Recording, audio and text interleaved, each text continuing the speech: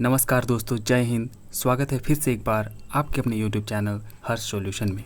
दोस्तों, हम लोग देख रहे हैं नागपुरी व्याकरण से संबंधित टॉप 500 क्वेश्चंस, जिसमें कि आपको व्याकरण से संबंधित, नागपुरी व्याकरण से संबंधित ऐसे क्वेश्चंस कराए गए हैं जो कि आपके आगामी JSSC CGL के एग्ज़ाम के दृष्टिकोण से काफ़ी महत्वपूर्ण है। दोस्तों, अगर आपने हमारे द्वारा कराया गया जो नागपुरी का पूरा सिलेबस आपको कराया गया है, अगर उन सारे वीडियोस को अगर आपने नहीं देखा है दोस्तों, तो आप चाहें तो चैनल के प्लेलिस्ट में जा कर के उन वीडियोस को देख सकते हैं और अपनी तैयारी को एक अलग लेवल पर ले जा सकते हैं। दोस्तों, उसमें आपको पूरी तरीके से नागपुरी का जितना भी सिलेबस आपको पढ़नी है, जैसे कि नागपुरी लोक कथा, लोक साहित्य, नाटक, व्याकरण और भी तरह तरह की चीज़ें आपको वहाँ पर कराई गई है और उनसे संबंधित जो आपके बेस्ट क्वेश्चंस बन सकते हैं, आपके नागपुरी लोक साहित्य हो गया, लोक कथा हो गया, आदि से संबंधित जो कहानियाँ वगैरह हैं, उनसे संबंधित जो भी आपके टॉप लेवल के जो क्वेश्चंस हो सकते हैं वो भी आपको कराए गए हैं। तो दोस्तों, अगर आप चाहें तो उन्हें जा कर के देख सकते हैं और अपनी तैयारी को एक बूस्ट दे सकते हैं। तो आइए दोस्तों, आज के इस सेशन को बिना किसी देरी के शुरू करते हैं। आइए देखते हैं नागपुरी व्याकरण से संबंधित आज का पहला सवाल। देखिए, जो पहला सवाल है ये है, नागपुरी भाषा कर अध्ययन करे के लिए कौन कौन व्याकरणिक खंड कर अध्ययन जरूरी है। दोस्तों, ये सारे प्रश्न आपके एग्ज़ाम के लिए बहुत ही ज़्यादा महत्वपूर्ण है। इसी तरीके की पैटर्न पर आपको वहाँ पर सवाल पूछे जाएंगे। देखिए, इसका पहला ऑप्शन है ध्वनि, शब्द, वाक्य या फिर देवल में शोभे। तो जो इसका सही उत्तर है दोस्तों, वो हो जाएगा आपका ऑप्शन नंबर डी, देवल में शोभे। ध्वनि, शब्द और वाक्य ये सभी आपके इसमें आते हैं। ठीक है, देखिए अगला है, कौन तरह का शब्द मनक विचार भाषा में नी करल जाएला। तो भाषा में कैसे शब्दों का जो देखिए विचार भाषा में नहीं किया जाता है बोल रहा है। तो विकारी, निरर्थक, अविकारी या फिर सार्थक। तो इसका जो सही जवाब है दोस्तों वो है ऑप्शन नंबर बी, निरर्थक। जिसका कोई अर्थ ही ना हो, उन सारे शब्दों को दोस्तों आप भाषा में क्यों यूज़ करेंगे बताइए। जो अर्थहीन है, जिनका अर्थ ही नहीं है, निरर्थक है, तो उनका तो यूज़ नहीं किया जाएगा ना। तो इसीलिए ऑप्शन नंबर बी इसका सही हो जाएगा। देखिए अगला है, शब्दकोश में कौन तरह का शब्द मनक संग्रह करल जाएला। तो जो शब्दकोश होते हैं उसमें आप किस तरीके के शब्द का जो है संग्रह करेंगे। तो इसका सही उत्तर है ऑप्शन नंबर ए, सार्थक शब्दों का संग्रह किया जाता है। ठीक है, देखिए अगला है, एक चाहे एक से बेसी ध्वनि मनक मेल से का बनेला। तो बताइए दोस्तों, एक से अधिक जो ध्वनि होते हैं, जो अभी हम लोग देखिए मैं अभी जो बोल रहा हूँ तो इससे ध्वनियाँ निकल रही हैं। तो एक या फिर एक से अधिक ध्वनियों के मेल से क्या बन रहा है, आप खुद ही देखिए। वर्ण बन रहा है, अक्षर बन रहा है, शब्द बन रहा है या फिर वाक्य बन रहा है। तो यहाँ पर आप साफ तौर पर बता सकते हैं कि वो शब्द बन रहा है। ठीक है, तो इसका सही जवाब ऑप्शन नंबर सी हो जाएगा। देखिए अगला है, कमल कौन तरह कर शब्द है के। तो कमल क्या एक विकारी है, विकारी शब्द है, अर्धविकारी है, अविकारी है या फिर एक सार्थक शब्द है। तो ये आपका एक सार्थक शब्द है दोस्तों। लेकिन देखिए, क म ल, तीन शब्द मिल कर के, तीन जो यहाँ पर वर्ण यहाँ पर आपके हैं, तो ये मिल कर के आपके कमल बने। और जो कि सार्थक एक शब्द दे रहा है जिसका कोई अर्थ है। कमल मतलब एक फूल होता है, लेकिन वही अगर आप इसको लिख देते ल क म, तो इसका क्या मतलब बनता दोस्तों, कोई भी मतलब नहीं, ये एक निरर्थक शब्द बन जाता है ना।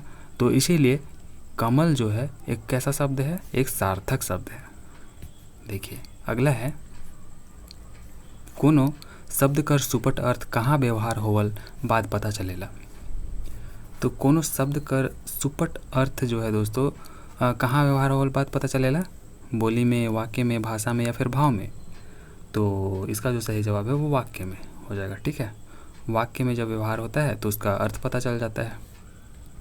देखिए अगला है, नागपुरी शब्द विचार कै ठो आधार पर करल जाएला।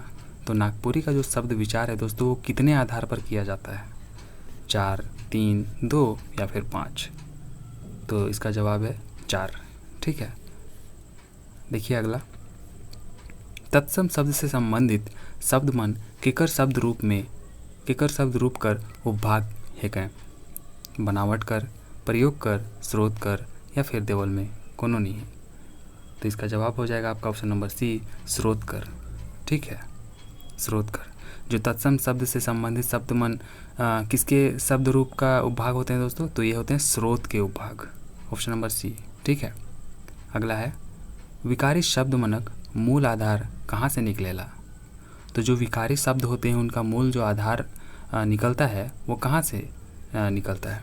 स्रोत के आधार से, प्रयोग कर आधार से, बनावट के आधार से या फिर देवल सौभे कर आधार से। तो जो इसका सही जवाब होगा ऑप्शन नंबर बी हो जाएगा, प्रयोग कर आधार से। ठीक है, देखिए दोस्तों अगला प्रश्न, संज्ञा से संबंधित शब्द उदाहरण मन कौन शब्द कसौटी में आवे ना? तो संज्ञा से संबंधित जो शब्द मन होता है वो आपका आता है इसका ऑप्शन नंबर ए, विकारी शब्द कसौटी में आवे ना। ठीक है, विकारी। बिजली कौन शब्द रूप कर उदाहरण है के? तो बताइए दोस्तों बिजली कैसा शब्द रूप है? तत्सम है, तद्भव है, देशज है या फिर विदेशज है? बिजली क्या एक तत्सम शब्द है दोस्तों? बिल्कुल नहीं, क्योंकि तत्सम शब्द वैसे शब्द होते हैं जो प्योर संस्कृत के शब्द होते हैं। ठीक है, तो ये तो तत्सम होंगे नहीं। तो यहाँ पर देखिए इसका जो सही ऑप्शन है ऑप्शन नंबर बी हो जाएगा, तद्भव। ठीक है, तद्भव हो जाएगा। देखिए अगला है, स्रोत कर आधार पर हमरे दही के कौन शब्द रूप में पाविला? तो दही, ये तो साफ पता चल रहा है दोस्तों ये भी तद्भव ही होगा। अब देखिए आप सोचेंगे कि तद्भव क्या होता है? तत्सम तो मैंने बताया आपको भी ऊपर वाले प्रश्न में। तो देखिए तो तत्सम दोस्तों आपको पता चल गया, जो प्योर संस्कृत के शब्द होते हैं उसे तत्सम कहते हैं। लेकिन संस्कृत के शब्द से ही जो, जैसे कि मान लीजिए आप कोई भी हम लोग संस्कृत का एक शब्द ले लेते हैं, चलिए दही ही लेते हैं ना, यहाँ पर ऊपर में दही था, तो दही को संस्कृत में क्या बोला जाएगा? दधी वगैरह ऐसा कुछ बोला जाता है। तो उसी से बना हुआ शब्द ये दही है जो हम लोग हिंदी में बोलते हैं। तो दोस्तों ऐसे शब्द जो संस्कृत के ही शब्द हैं, जो जिसे कि हम लोग हिंदी में प्रयोग कर रहे हैं, तो उसे हम लोग तद्भव कहते हैं। तो इसलिए दही जो है हमारा ये क्या हो जाएगा? तद्भव हो जाएगा। और देशज और विदेशज तो आप जानते हैं, जो बाहर देशों से आया हुआ है उसे विदेशज कहेंगे, और हमारे देश में ही जो शब्दों का जो निर्माण हुआ है, बना है, बोलचाल की भाषा में प्रयोग किया जाता है, तो उसे देशज कहेंगे। तो उम्मीद करता हूँ दोस्तों आप इससे समझ गए होंगे, तत्सम, तद्भव, देशज, विदेशज। देखिए अगला है, डुमेर कौन तरह कर शब्द रूप कर उदाहरण है के? डुमेर, देखिए दोस्तों आप इसको साफ तौर पर बता सकते हैं, तो एक देशज शब्द है, ना तो ये तत्सम है ना ही तद्भव है। देखिए डुमेर का फल होता है एक, जो कि आपको इसका बहुत बड़ा वृक्ष होता है ना। तो आपने देखा होगा, तो आप जानते होंगे कि डुमेर जो है कैसा फल का पेड़ होता है। ठीक है, तो डुमेर एक देशज शब्द हो जाएगा। देखिए अगला है, संस्कृत भाषा से लेवल मूल शब्द मन के का कहल जाएला जेकर व्यवहार नागपुरी में संस्कृत लखे होएला? तो अभी मैंने आपको बताया दोस्तों कि जो संस्कृत के शब्द होते हैं, है ना, उसे हम लोग कैसे शब्द रूप के में जानते हैं? हम लोग उसको तत्सम कहते हैं। लेकिन इसको नागपुरी में किस आपका कैसा व्यवहार और या फिर कैसे इसको रखा जाता है?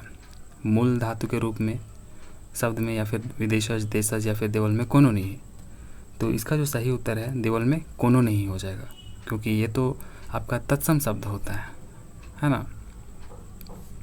देखिए दोस्तों अगला प्रश्न हम लोग लेंगे, जे शब्द कर रूप में लिंग, वचन और काल मनक कारण बदलाव नहीं होएला कौन शब्द रूप कहेला? देशज, अविकारी, विकारी या फिर देवल में कोनो नहीं। तो इसका सही उत्तर हो जाएगा अविकारी।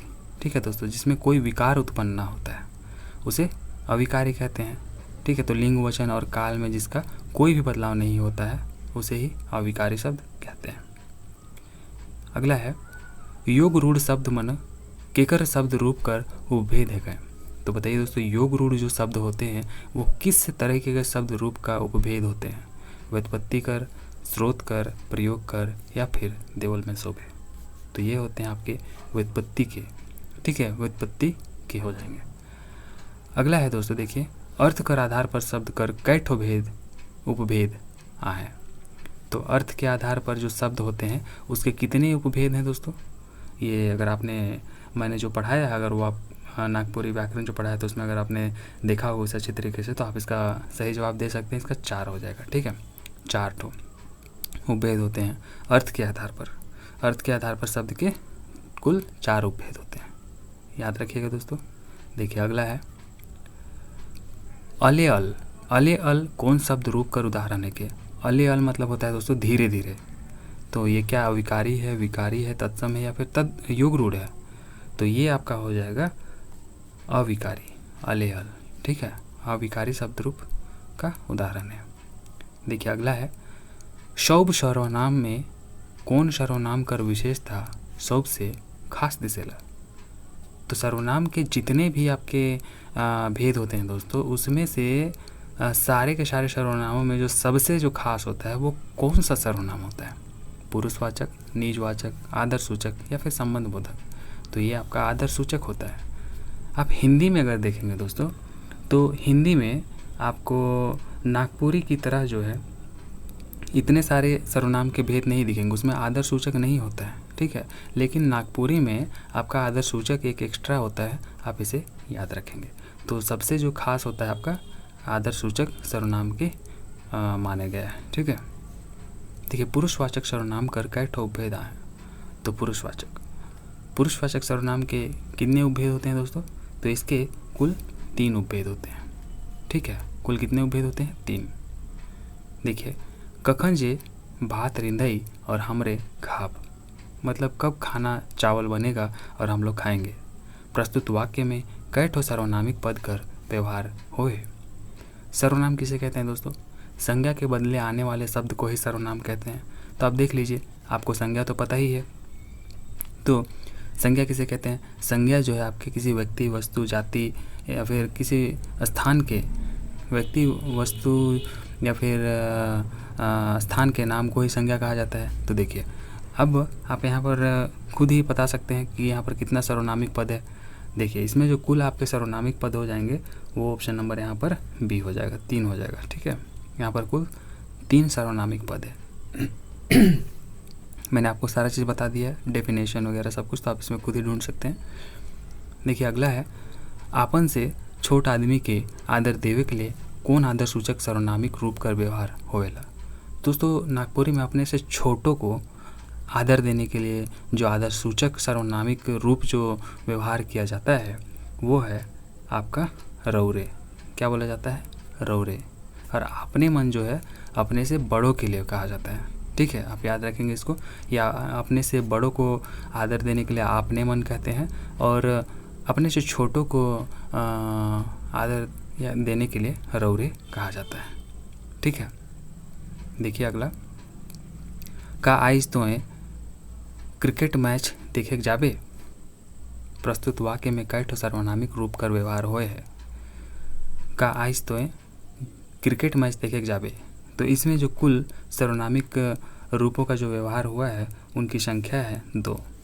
ठीक है, तोय हो गया एक तो, और जाबे। ठीक है, का आइज तोय मतलब तुम क्रिकेट मैच देखे जाबे। ठीक है, तो यहाँ पर 2 हो गया दोस्तों। देखिए अगला हम लोग लेते हैं बोलवैया चाहे लिखवैया लेकिन कौन सर्वनामिक रूप कर व्यवहार करल जाएला? तो जो बोलने वाला होता है या फिर जो लिखने वाला होता है दोस्तों, उसके लिए कौन सा सर्वनामिक रूप का हम लोग व्यवहार करते हैं? हम, हमरे मन, मोके या फिर देवल सोबे? तो जो इसका सही उत्तर है ऑप्शन नंबर डी हो जाएगा, देवल सोबे। ठीक है, सारे के सारे सर्वनामिक पदों का व्यवहार किया जाता है यहाँ। देखिए आज का जो अंतिम प्रश्न है दोस्तों, ये है मैं तो के जुंजू ना मारमू यदि ऊ मन नहीं बचावे तो। ठीक है, वाक्य में कौन सर्वनामिक रूप कर सुपट व्यवहार होए है? तो इसमें हुआ है पुरुषवाचक। कौन सा हुआ है दोस्तों? पुरुषवाचक। ठीक है, तो ये थी दोस्तों आज की पूरी वीडियो। उम्मीद करता हूँ आपको कुछ ना कुछ सीखने को ज़रूर मिला होगा। दोस्तों अगर आपको कुछ सीखने को मिला है और वीडियो पसंद आई है तो प्लीज़ इसे लाइक कर अपने दोस्तों के बीच शेयर कर दीजिएगा। चलिए दोस्तों, मिलते हैं अगले इसी तरीके की किसी वीडियो में। तब तक के लिए टेक केयर। जय हिंद, जय भारत, जोहार।